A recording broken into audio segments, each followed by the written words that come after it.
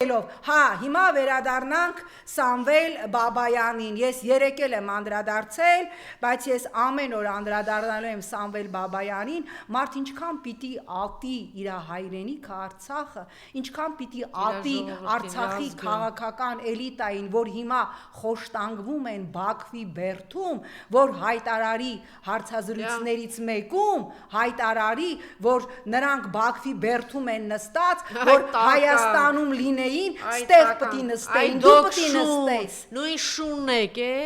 շան ծնունդի նման մտածող նույն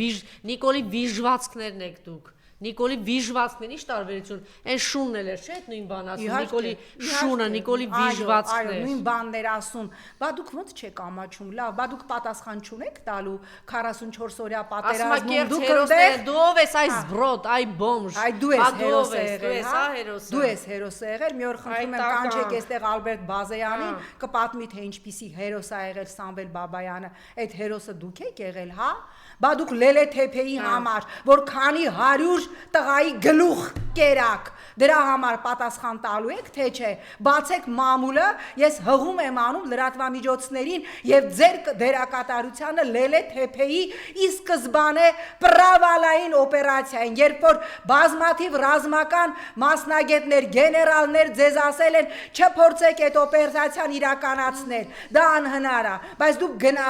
գնացել եք, որ ապացուցեք, որ 16 թվականի ապրիլյանում այդ հանձնված այդ դիրքերը բերում եք Նիկոլներ տաներ, վերադարձված Լելե Թեփեի մեդալներ կախեր, սրաներա վզին կախեցիք, քանի 100 երեխա տարակ մորթեցիք, բա դրա պատասխանը դու տալու ես, ոնց կարելի է բունկերի բոմժ, բունկերի շուն, այն մարդկանց, ովքեր ձեր, ինչ ասեմ, նաև ընկերներն են եղել, հա, ընկերներն են եղել, բունկերի իժո, ասել, որ Բաքվում չդատվեին, հիմա այստեղ պետքա դատվեին,